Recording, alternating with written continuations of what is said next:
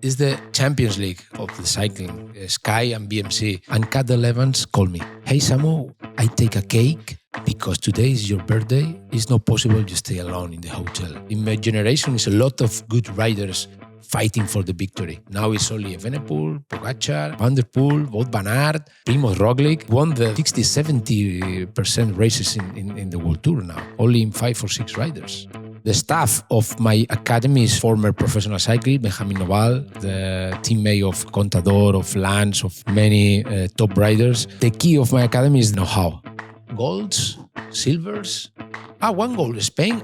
Samuel Sánchez in cycling. And now, when I go in other cities in Spain, Samu, I remember when you won the Olympics in Beijing. The downhills is technical, and this is gravel, no? This is the part of this game.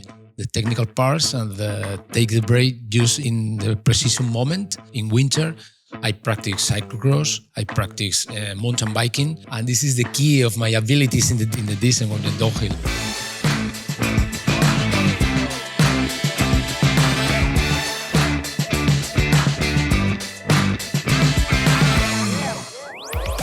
Hello everyone and welcome to the Castelli podcast, the show where we dive into the world of Castelli and professional racing.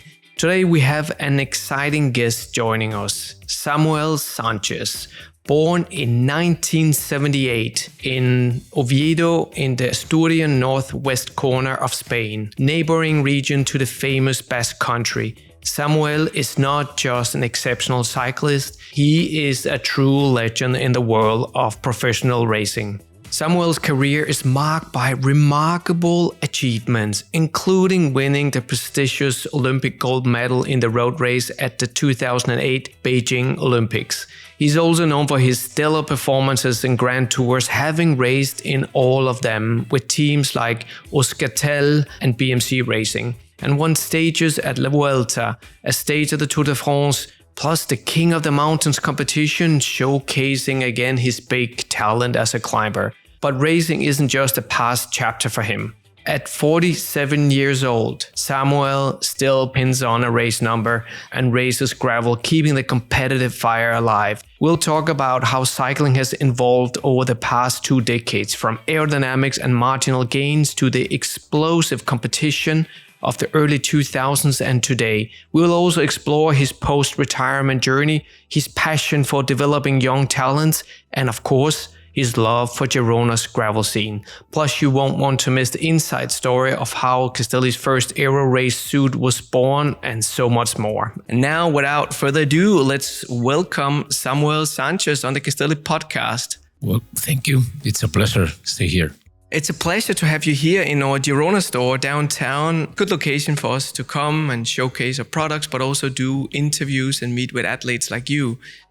But before we start, I have some random round of questions lined up for you. And I'll start with cycling fashion to begin with. So back in the 80s and 90s, when you started cycling and when the pros weren't wearing helmets, what would your style be? Would you have a cycling cap, a cappellino, like Indurain? You remember the way he put his cap? Yes. Would you wear a headband, like Bernard Hinault, Laurent Fignon? Or would you wear an old-time, all-leather helmet?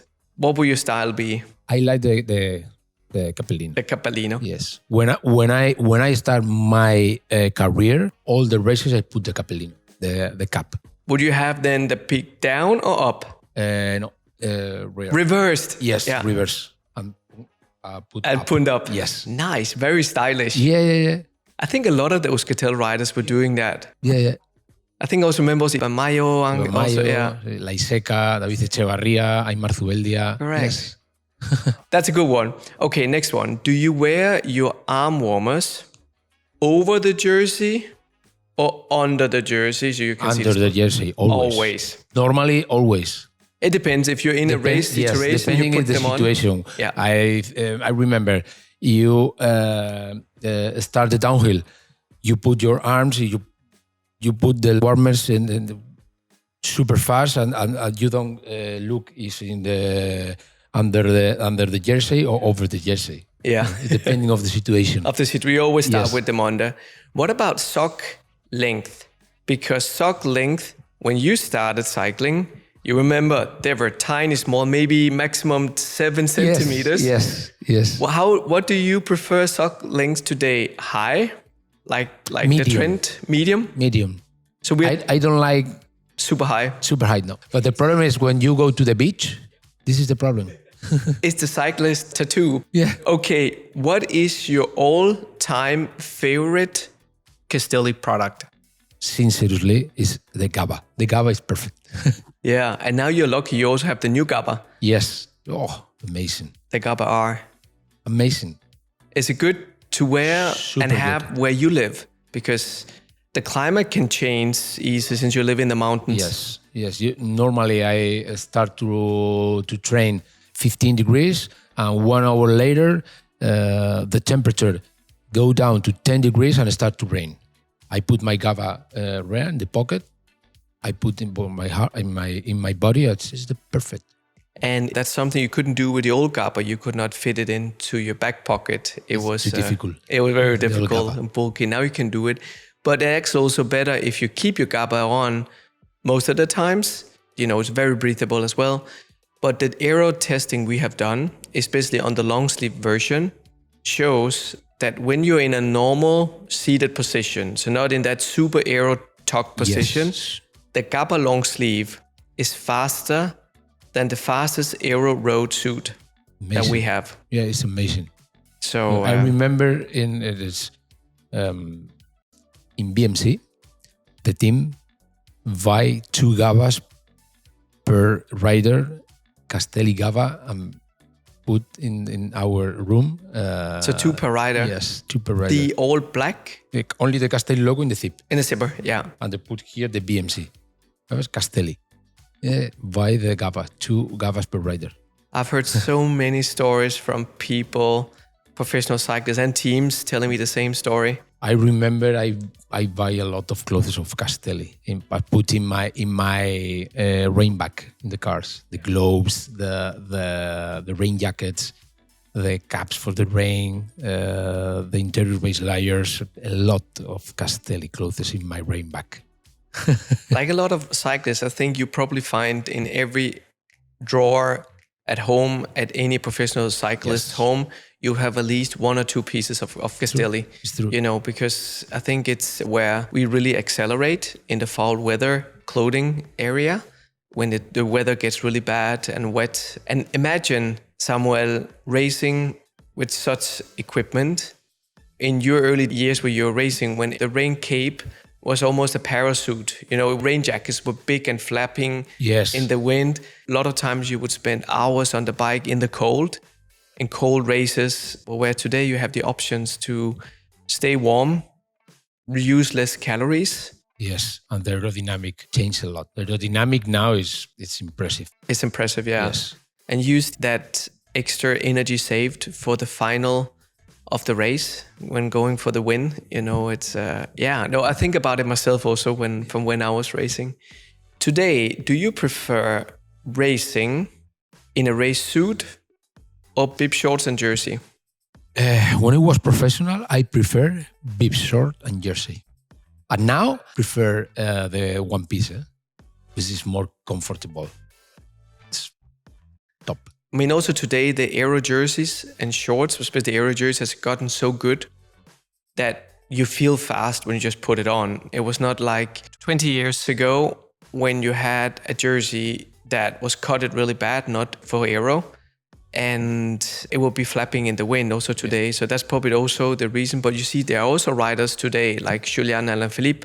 He still prefer Aero jersey and shorts. Yeah. But like you say, when you put on your race Aero suit, you have your Aero bike, high profile wheels, maybe Aero helmet. You feel fast and you go those extra watts faster. You spend less watts with the Aero skin suit, with the helmet, with the wheels, and now the aerodynamic is crazy. The bikes, the technology, the wheels, the cables inside the frames is super crazy. Yeah, and it's all those marginal gains, but you put the marginal gains from today with wheels, bikes, clothing, which we know clothing is the most important since 70-75% of the aerodynamic drag comes from the rider.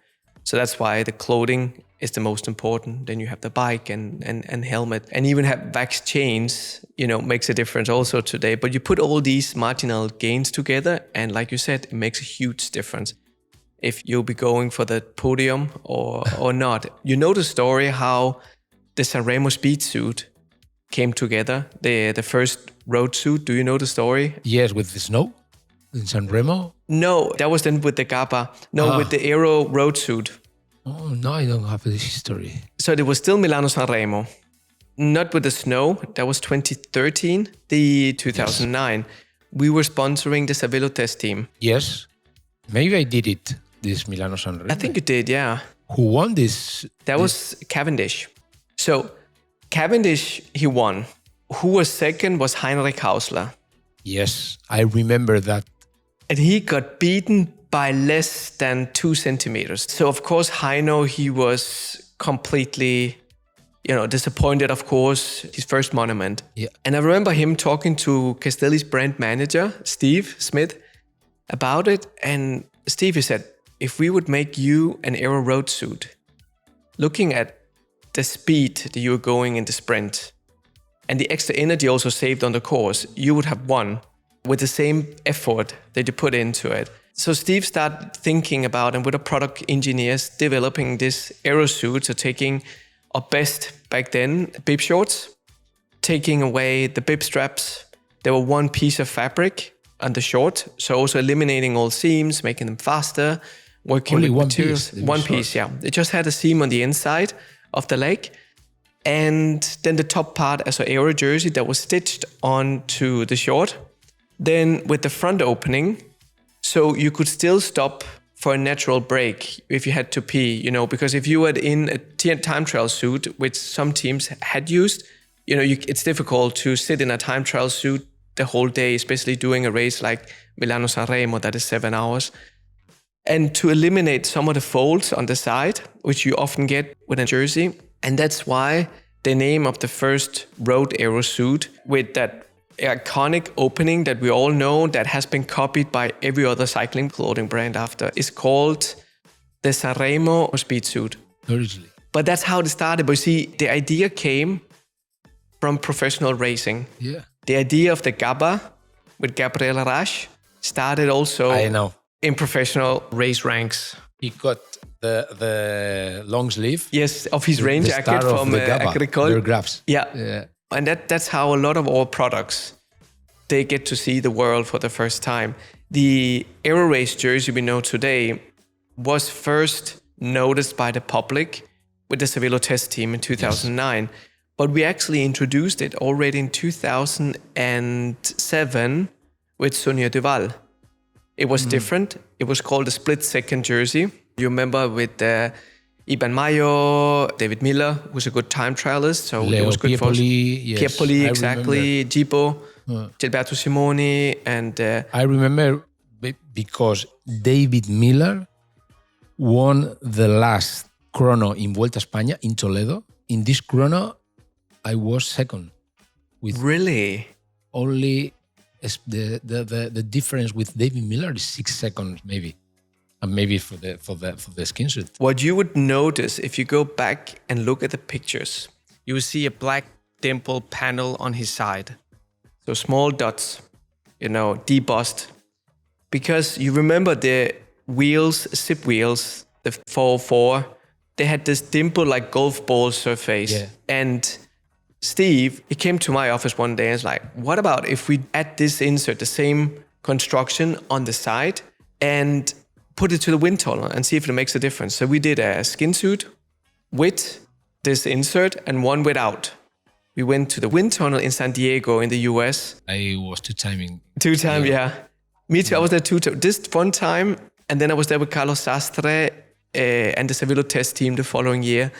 But we put it to the wind tunnel, and it came out being a lot faster only with that insert and that construction. With the with holes, the dimples, with yeah. the holes, no? Yeah, as a small stripe, just a small panel we inserted. And then that was also first time that we saw like higher aero race shoe covers on the riders. Because you probably remember the shoe covers back then were not very high. Only like, above the angle. Like exactly. So I'm sorry to break this to you, but if it wasn't due to the suit, I mean, of course, David Miller is a fantastic time trialist. I mean, he's shown this over and over and over. But if the difference was only 6 seconds, then if you had had that same suit and shoe covers and the rest, then And maybe he won with the skin suit. I think with the suit, if you put all the numbers together, if it's only 6 seconds, for sure, if you would have the same equipment, I think you would have taken a stay. Sorry to break this news to you now, but but you know how it is. Yeah. You probably also remember when Castelli developed a similar concept, placing vortex generated like textured fabrics on the shoulders and upper arms down to the elbows of Chris Froome's Body Paint 4.0 skin suit during the 2017 Tour de France opening time trial in Düsseldorf. Yes, I remember that. And then on the same night, the suit was banned by the UCI.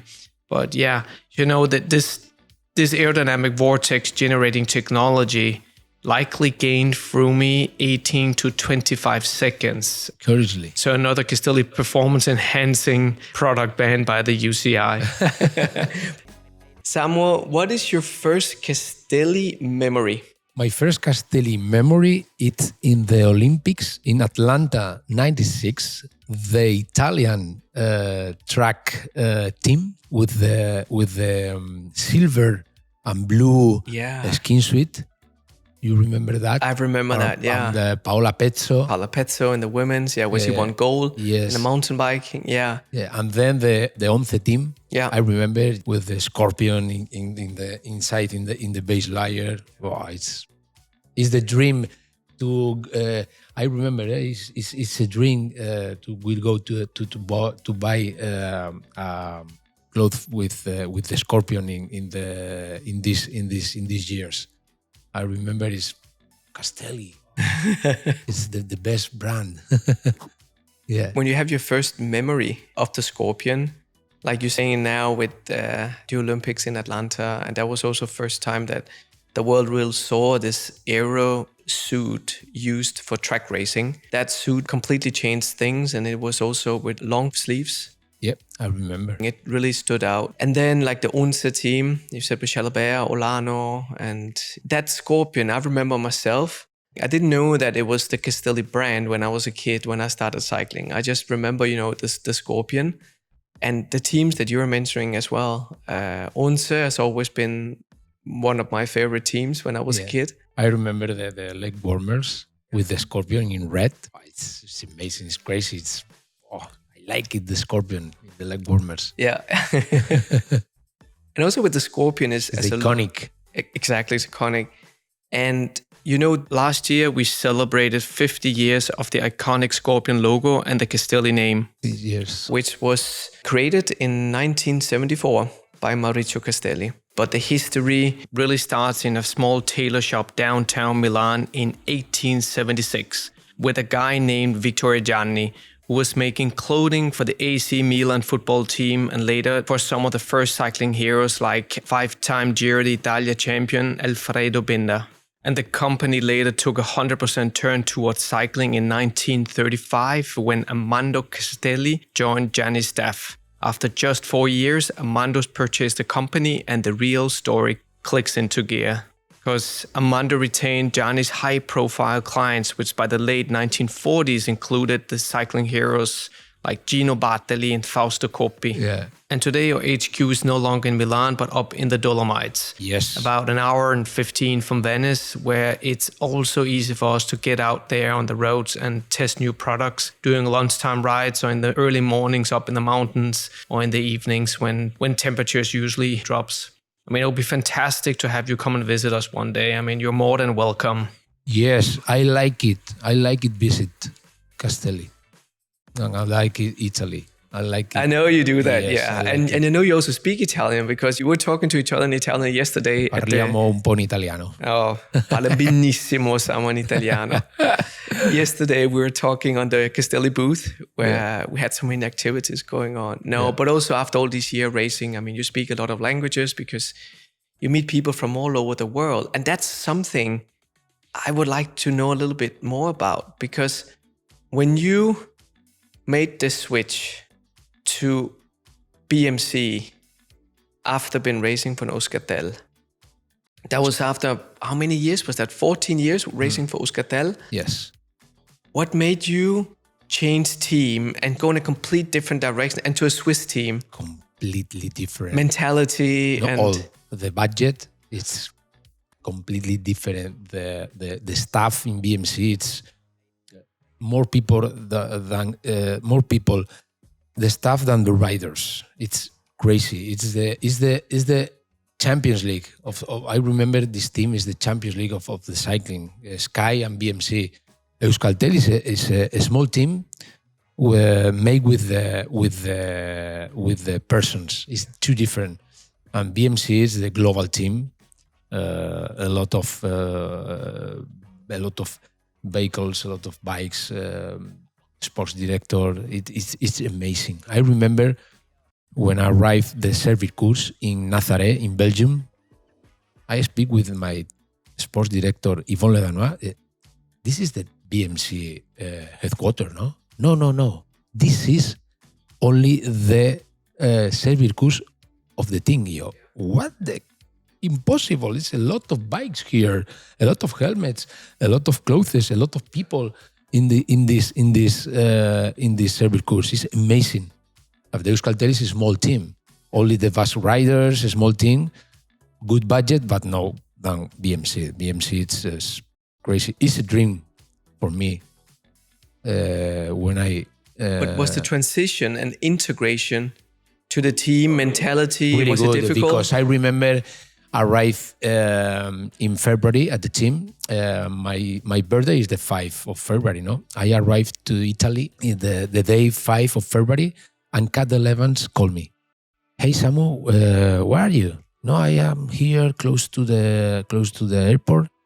Yeah, I come to you in 30 minutes and I take a cake because today is your birthday. It's not possible you stay alone in the hotel. I remember Cadel Evans come with his home in Switzerland. Come to my hotel. It's Cadel. It's beautiful person. Oh, he's a very nice person. In this moment, Cadel always with you. And my first race is difficult for the language. But he speaks Italian fluent. Yeah, but your English is great. So now I sorry with my English. It's a rusty English. I remember my first races is difficult for me because when I go to the Cadel with the Giro d'Italia, for me it's more easy. Cadel is speaking in Italian, my teammates speak in English, in Italian, and then for me it's improve my English and improve my personality and open my mind. When I arrive to BMC, open my mind, improve my English, improve my values, all. It's the best experience in the cyclist is arrive to the BMC team. For me, for my improved with... but also your development professionally, so physically as a cyclist, also maybe with a bit structured trainings, I don't know, and recommendation coaches, performance coach, nutritionist. I don't know how much you had on Euskaltel, but I assume if you compare what I remember BMC, but similar to Team Sky, I mean, everything was in order. You had the service from multiple people to help you perform at your very best, and also make time to rest. You didn't have to think about too many things, only riding your bike and... You only ride a bike. The rest, easy. You have a chef, you have a therapist, you have a biomechanic, you have a sport director 24 hours with you. It's the Champions League team. It's amazing. You already had a good bike before, like Otter was it's a fantastic many bike. years. But also BMC have some super high top-end innovative bikes. In TT. In TT especially, in TT, I remember in these years the TT bike is super fast. Super fast bike. Yeah. Must have been like a small kid again, coming into all these new toys. So when you were only 8 years into your 18-year-long professional career, that was the year 2008. Something big happened to you. Yep. You won a gold medal at the Beijing Olympics. What did that mean to the rest of your career? My life changed, not a lot, but just a little bit, because I said when you won the Olympics, you won the sports event. Is the social event. It's too different. When all the people in Spain or Italian or United States every day check the news, golds, silvers. Oh no, 2 goals.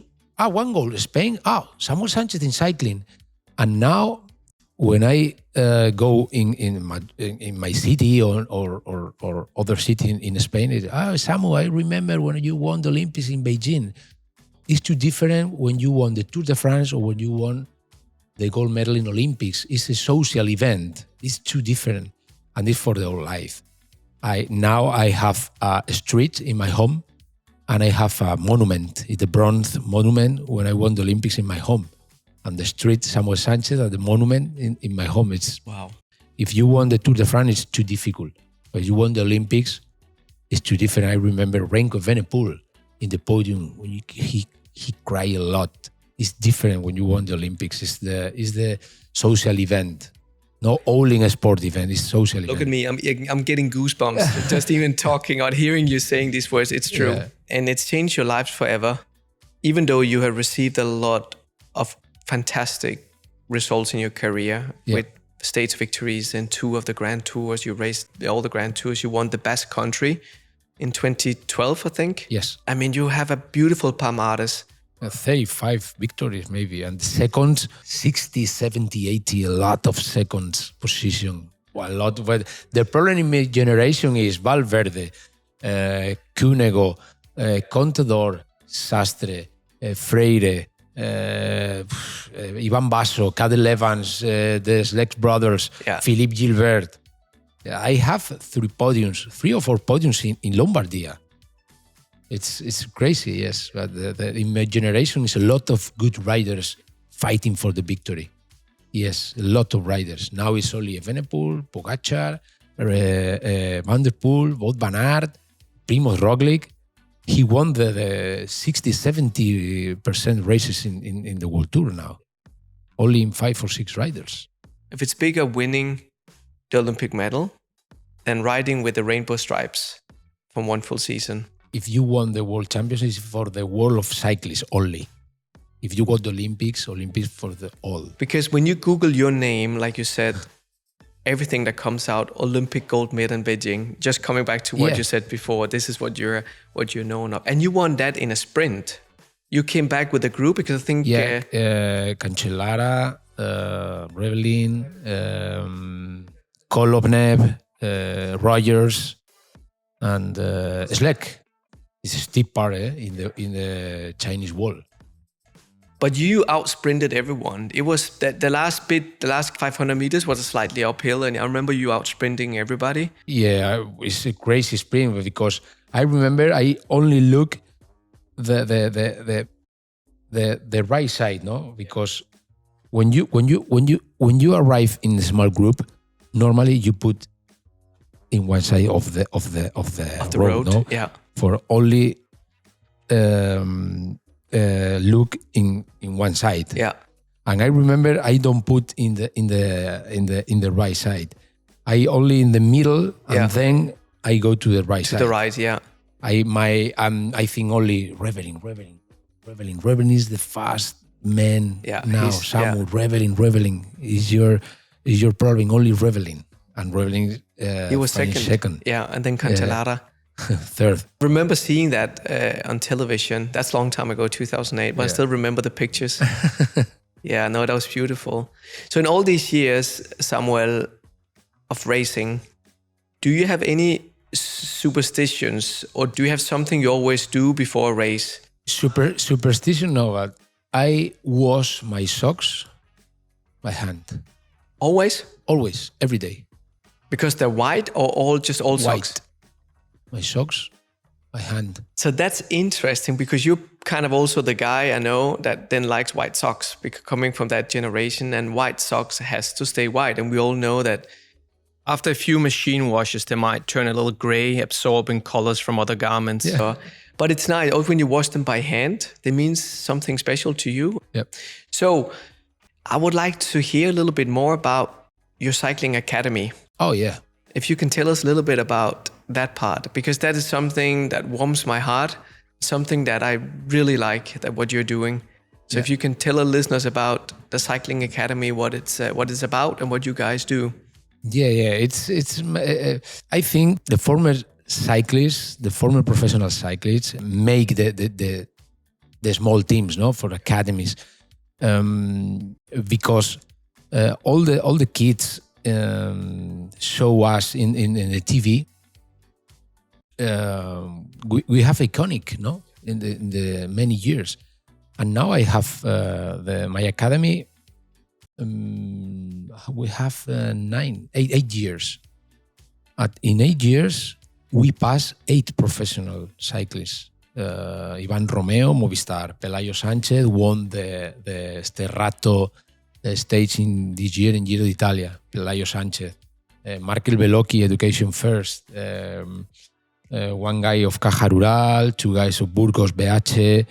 And it's important, the compromise with the society, no?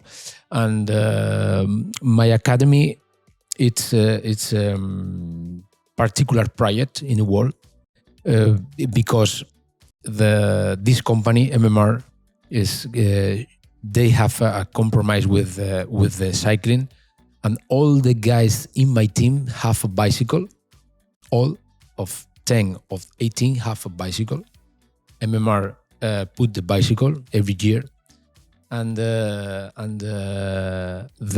staff of my academy is pro or former professional cyclist. Benjamin Noval is the teammate of Contador, of Lance, of many top riders, and the key of my academy is the know-how of Benjamin or me, no, the vision of the modern cycling, and I like it. The academy, because when I ride with the kids, it's amazing. Speak with the kids, no, with the I like Pogacar, no, I like the Evenepoel, and you, no, I like you when you attack in downhill in the stage of Vuelta a España when you won in Cuenca, no, it's beautiful to speak with the kids. And when you stay with the young rider, your feeling is similar of young rider, no? For me, it's beautiful. It's beautiful, yeah. And it's also nice you still come from an era where your whole career, most of your career can be found on YouTube. Oh. You know, your career can be found on YouTube. So those children are also looking up to you, looking up to the other young, riders, also like Belocchi, as you mentioned before, but that they can see, they can go and talk to you about what you did before, and they look up to you as an idol. So how many kids do you have in total on the academy? Maybe 40. That many? Wow. Yeah, 60 junior, 30 cadete, and 20 or 90 school, the young. So you supply bikes to all of them? Yes. Or, wow. All of them with bikes. Because we know it's an expensive sport. So unfortunately, some kids don't get to ride a bike because it's cheaper to buy a football, a basketball, a pair of football boots. So that's beautiful. But do you need to do something special to be accepted to enter the academy? Principally, we found the kids around in Asturias. well, it's more easy to go to races because it's a problem when entry the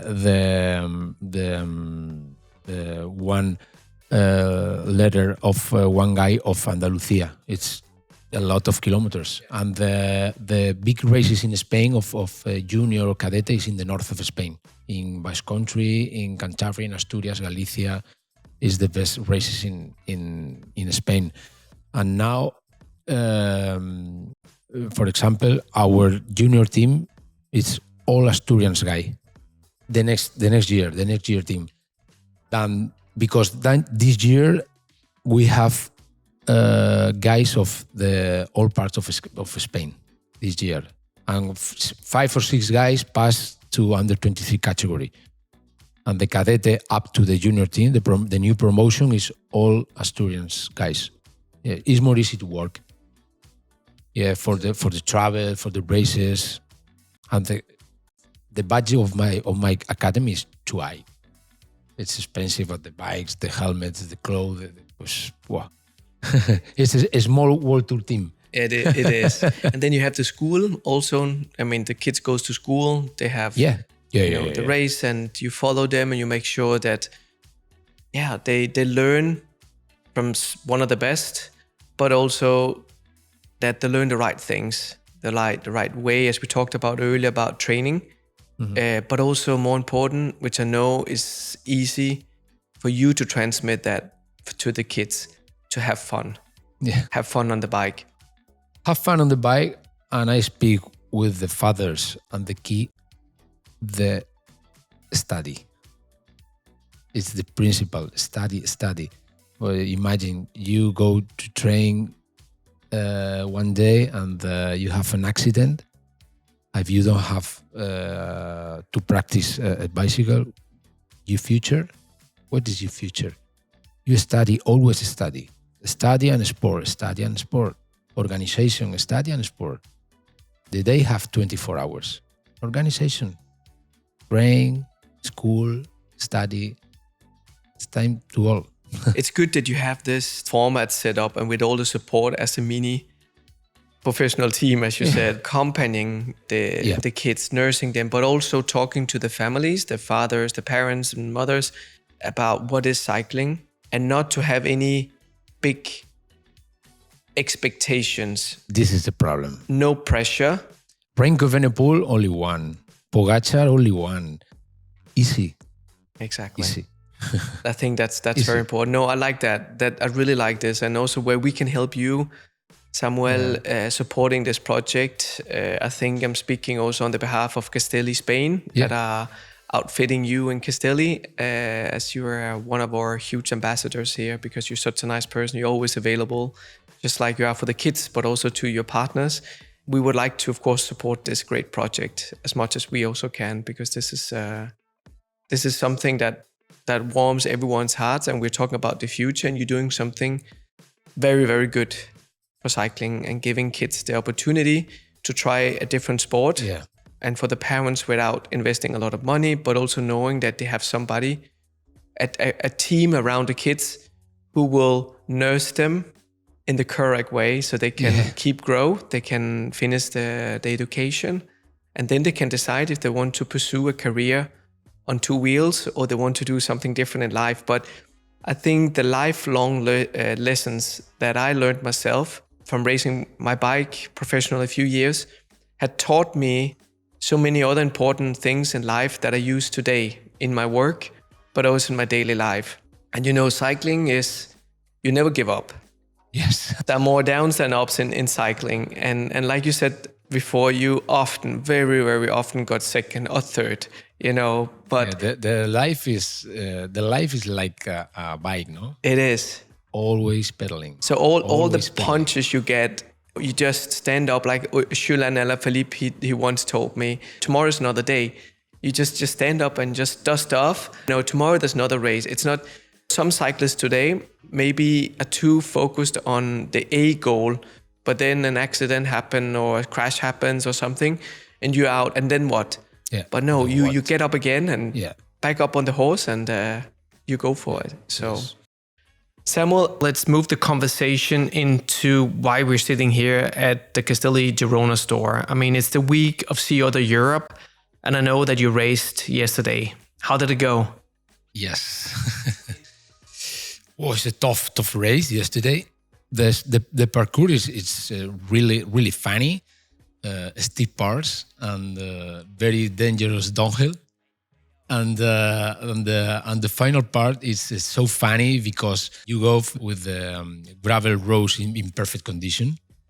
And I meet a lot of former teammates of the peloton in many years ago. I heard stories about that, yeah. Yeah, and I speak a lot of battle in the start line, and funny and enjoy it a lot here in Girona. And I know yesterday's course, as you also pointed out, was a very technical course. I mean, some parts on the descents were very technical.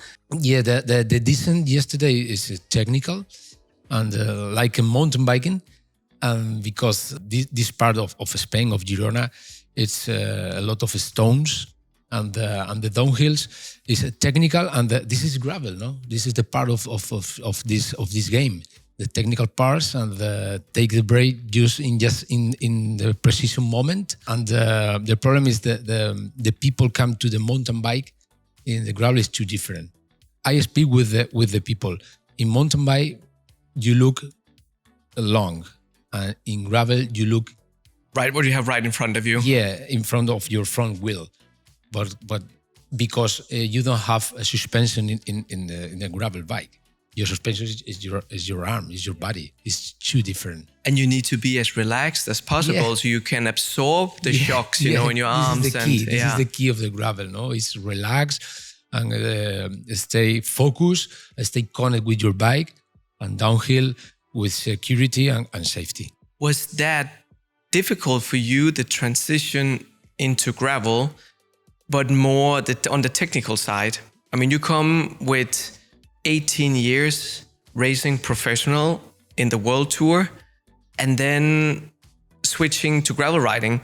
Did you already practice mountain bike before, so you knew you had some skills and your skill set was good? Yeah, normally in the procession in winter, I practice cyclocross, I practice mountain biking, and it's curiously because when I was 5 years, I ride a motorbike. And this is the key of my abilities in the descent or the downhill. And I like the technical parts. And for me, the transition to the gravel, it's no so tough. It's for me, it's not easy 100%, but I like it. The technical parts and your skills on a bike is the key for the descent in a races of gravel. Yeah, it's the key for the no puncture or don't broke your wheels. Or don't break your handlebar is the key. But the gravel descent in this part of Girona, of the part of Spain, is so technical, and it's a lot of stone. It's probably you puncture or you broke your handlebar or you broke your wheels. Yesterday, people puncture and broke. Oh, really? Yeah. No, I heard a lot about a lot of people puncturing in the elite category. There were a lot of punctures that told me. So you came here for Sea Otter. You also brought, which I can see in the background, and only to our podcast listeners who's watching this maybe on YouTube, they will be able to see that Samuel, from the hotel this morning, he was actually riding down to our Castelli store in Girona on his road bike. As you can probably see in the video, it's Olympic gold version here by MMR, your bike sponsor. Yeah. It's beautiful. It's very nice. It's a tribute of Olympic. And it's the gold stickers and some details in a gold color. I'll leave a few close-ups of video on in this interview. So, but it's funny, as you should say, like you talk to some former professionals, people that you raced against in the world tour or as a professional, because when talking to some other people from the bike industry that were staying at the same hotel as you, they said to me, it was so strange coming down to breakfast because you would have Samuel Sánchez, Alejandro Valverde, everyone sitting at the same table and talking to each other. Because the guy I talked to last night, he's up in his early 30s. And he said, for me, Alejandro and Samuel were my big idols, Yes. as a Spanish person. And now I'm sitting in the same room, and almost, sharing breakfast with them. Yeah, because Alejandro and me, or Contador, or Purito, or Sastre, or a lot of riders, Freire, I know he's many years ago, and it's a lot of battle in the different teams, and when the Worlds arrive, or when the Olympics arrive, we are teammates in the Spanish selection, no, and it's a lot of battle, and now I have I have a lot of friends in the peloton, no, and Alejandro speak a lot every weeks, or Purito or Alberto, no, it's many years in the same battles to the same goals, no. It's a win. It's the similar riders, no. It's within your DNA. Yeah. I mean, you raced your bike since you were a small kid. Yeah. And every time you pin a race number, it's game mode, it's game face. Yeah. It's Yeah. and you still have it in you when you were 14, 16 years old. And today, at the age of 46, it's the same. Yeah, it's the same. And the difference now is it's different to race these races, no, gravel or the other events, because it's more relaxed. And my opinion is, you don't have race tomorrow. You only race one day. It's perfect for us. And you don't have the pressure of the sponsors, or the pressure of the media. Now it's more relaxed, more easy, it's enjoy. I have my DNA. Alejandro have the DNA of racers, but because it's more easy. I have 46 years old. It's my battery is low. It's no when I was 25 years. No, now I enjoy a lot with these races. No, my feeling in under the bike of gravel bike, no similar when I was rider, but more or less. The adrenaline is similar. The adrenaline and the buzz you get, the feeling for racing, Yes. accelerating and dropping people, catching onto groups. Yeah. You put the number in your bag, and the day before you sleep nervous. Yeah. Oh, yeah. Yeah. Like, And I think I heard this from many ex-professional cyclists, and they say as long as they have this little bit of thing going on in the stomach the Yes. night before, Yes. a little bit of nervous, that's the sign that you're still doing the right thing. yeah. And you're motivated. Yeah, it's okay. It's okay. But I mean, the different, you don't have the pressure with the sponsor of your sports director or the media around the professional cyclist. No, it's too different. When you will go to the Tour de France, it's too different. Now it's more easy. Yeah, nervous, but easy. And try to steer away from taking big risks. When you're racing professional, that was your full-time job. You're also younger. Your racing style was a little different. But today, it's, don't take any risk because, it might end bad, and, that's not worth it at Now it's more easy. in an age. I like go fast. I know fast. you do. I like a win. Yeah. I like a win because the responsibility is less. It's not the big expectative when I was professional. It's normal. It's normal. Now it's for enjoy, for the brands, for myself, but easy. But yesterday, when the race started, shortly after, you had a really steep climb. Really a steep climb. Whoa. Tell me about it. Yeah, it's really steep. The problem in gravel is steep, 5-6%. It's not so steep with the normal road, but in gravel, it's super steep. But the problem is the gravel road with the stones. This is the problem. The grip is too different, and the bike, the gears is different. No, the gravel on the road. I ride with group set Dura Ace of road, but the gears is the same my bike. Gears is the same with this bike. It's 44 front, 44 rear. And yesterday in the start when I start to climb, I need more gear in rare part to climb this part. Yes. But my opinion is better when you go to the gravel races, put the steep part, but you broken the group. It's less dangerous if you go in the flat part. If you go in the flat part, the peloton is so big, and the visibility is so poor with the stones going in your face. Is the problem? You don't see the road in front of you. It's super dangerous in gravel. And also because the reaction time, like you're saying, is super dangerous, especially on descent.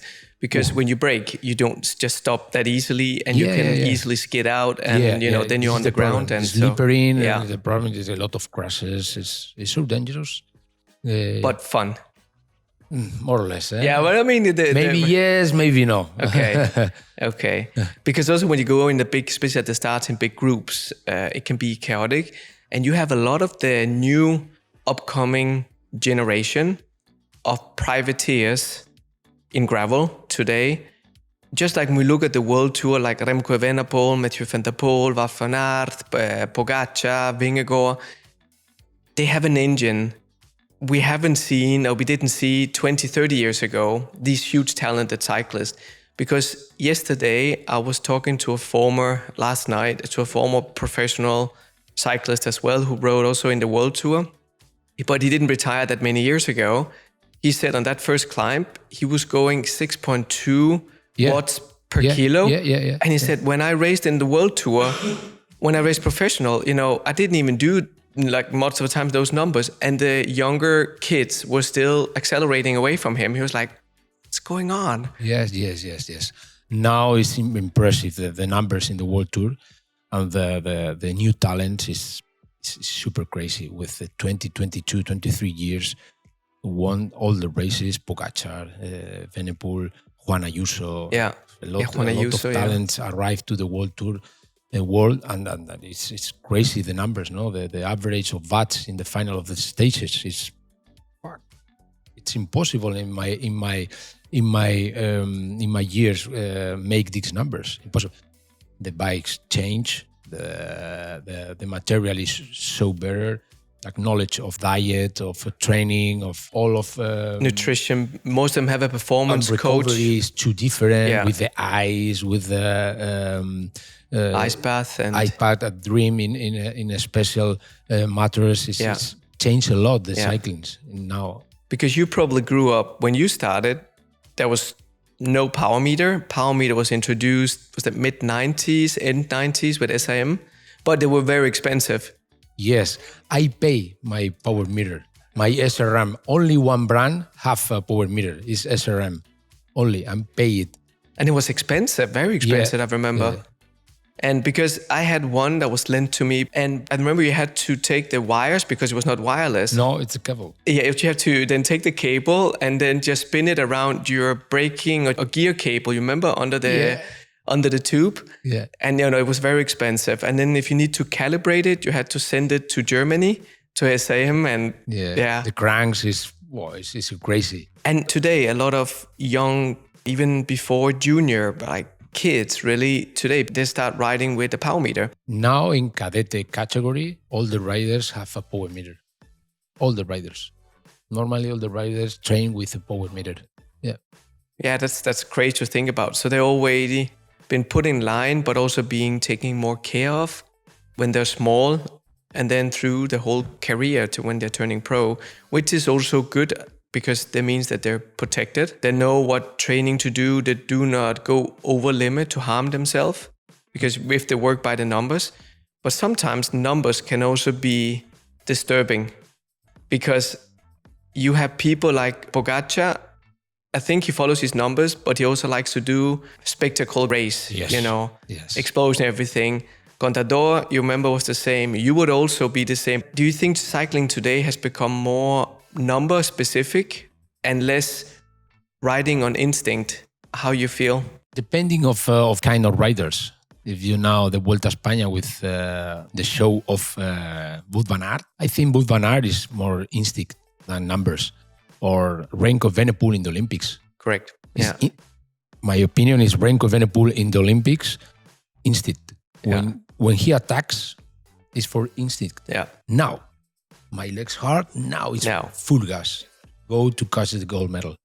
But now in the Tour de France, it's different. It's 21 days. When you arrive at the hotel, your coach check the numbers in the stage, and tomorrow go easy. We need recovery, easy. Don't have a spectacle, easy. 2 days after we attack. And the one that races, I think is more instinct than numbers. The numbers is important. It's your engine, but your instinct and your mind is the key. It's the key. Yeah. Gravel riding or gravel racing. Yeah. Today, what do you think makes gravel racing better or different compared to racing on the road? Completely different. In gravel race, you push in every race. Yesterday, I pushed during 3 hours, 40 minutes. Push. You eat when you go in relaxed time, it's too difficult to eat, but because in gravel the road it's no the asphalt roads. It's a lot of slippery roads, the stones, the other teammates when you pass close to you is too different, and you push in every race. You push during the whole race. Push. It's too different. Yeah. Yeah. Now you're being a little bit modest in the beginning of the interview. When I asked you, how did it go yesterday? And you said, oh, it was fine. It was fun. It was hard. It was technical. But what you didn't tell our listeners was that you actually won in your age category. Yeah. And which is not an easy category. Yeah. Before we speak with the numbers, no, I checked my Garmin today in the morning. 155 heart rate average, and the watts yesterday it's 280 average of watts. My weight now is 68.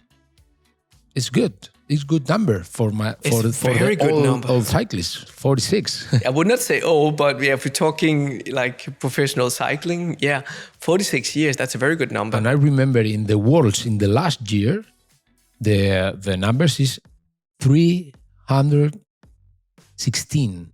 316. It's a lot. Yeah, it's a lot. In 45 category. Yeah. It's a lot. It's a lot.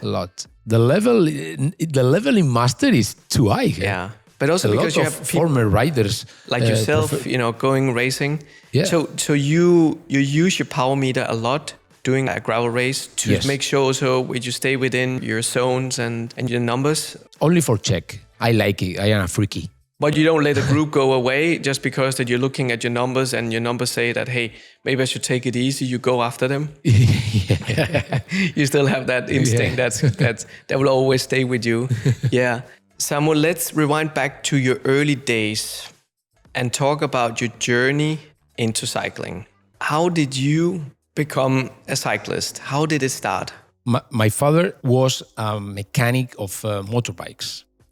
In front of his work is the service course of the old team Class Cajastur of Tony Rominger's team. And I remember I go with my bike every day to look the service course. And Papa, I like it. The cycling. You buy me a road bike for a race. And my father, I remember, yes. You like it? Yes, I like it. And I remember when I participated in my first competition, I won. I won my first competition. How old were you back then? 12 years, maybe. I had 12 years, many years ago. And then is start my career in this moment. It's step by step. And my dream is arrive to professional cycling, no? But because I remember that in July, watch the TV when the Miguel Indurain won the Tour de France, on Perico Delgado, Tony Rominger, Zenon Yascula, Álvaro Mejía, I remember. Carlo Chiappucci, Gianni Bugno. Yeah. It's my idols, no? I remember watch TV in July. Is my dream. Maybe in the future, I will go to the Tour de France to only to race, only to participate in this race. And many years ago, after I won the stage, I won the polka dot jersey. I stayed in the second stage in the podium. The dream is it's real in the future. And now the cycling for me is the key of my life. Is the lot of values and the confidence in myself is to the bike. You're the only rider, as I can remember of in history, who to not only move from junior straight into a professional team. Yep.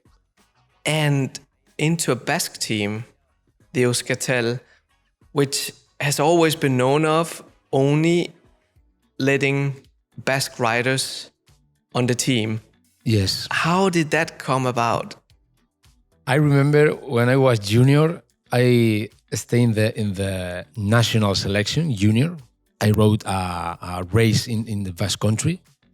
And the therapist is the son of the boss of Euskaltel. It's my therapist. And I remember in the room, come to my room, you have a team for the next year. No, I don't have a team. You like it come to the Basque country to race for my father's team? Yeah. For me, it's a pleasure. It's an honor, no? And I remember when I finished my first season in the under 23, Miguel Madariaga came to my room in one hotel. Samuel, you trust me? Yes, Miguel, I trust you. You have 3 years in this category in under 23, and then I signed professional contract in Euskaltel Euskadi. You need to stay 3 years in the under 23 category. The rules of the Euskaltel Euskadi team is born in Euskadi or 3 years in the under 23 category. Okay. And after my 3 years in under 23 category, I signed my contract in the Euskaltel Euskadi team. And that was for then the 2000 season. Yeah. I think it's also good about the 3 years in the under 23, because also making sure that if you get to a point where you're performing at a very high level, maybe they will let you do some easier races with them, like a neo-pro, but you have the transition of being taken care of, because a lot of young kids also straight out of under 23 maybe go and do 2 hard races, first. So yeah, when you were a child, who was your childhood cycling hero? Perico Delgado, Miguel Indurain. I remember all of my friends when practiced the cycle in the summer. Indurain, other. Chiappucci, no. Tony Rominger, and my idol is Miguel. Miguel, yeah. Yes. I think he's the big idol of a lot of people, yes, including myself. Samuel, thank you so much for today. I don't know if you have anything to say before we wrap up this episode. I am really, for me, it's a dream. Stay here speak with all things by the cycling world in English with you. You are iconic in the brand of Castelli, and it's a pleasure. Stay here, and thank you for your questions and. You put easy to me. No. It was not easy. Your English is really good. No. Don't doubt. I promise in 2 years speak English perfect. You are just being a little shy here. Your English was brilliant, and I'm sure that a lot of our listeners, they will say the same thing. If anyone has a comment, you can leave them on YouTube in the comments or on Spotify to Samuel. And with Samuel, I would like to do a second episode. Oh, perfect. Next year, if you're up for it. Yeah, I catch because there's so many other things that I have had on my list I would like to talk to you about. But maybe on the next episode, this was more to get to know each other. Next episode, we can dive in a little bit more deep on a specific topic. Yes, it's no problem. Perfect. I like it. I am a freaky of cyclists. I know. And then thank you again for coming into our Girona store to meet with me. I wish you also a safe flight or journey back home later tonight. And then all the best. And if you would like Samuel to come and visit our headquarters, we are about an hour drive northwest of Venice in the northeast corner of Italy, up in the Dolomites. If you would like to come and visit us one day, you are more than welcome. And I assure you that would also include a bike ride. Either road, gravel, mountain bike, you decide. We got everything outside our doorstep. Thank you. Samuel, thank you so much. I'll see you again sometime soon. Thank you. Ciao. Ciao, ciao.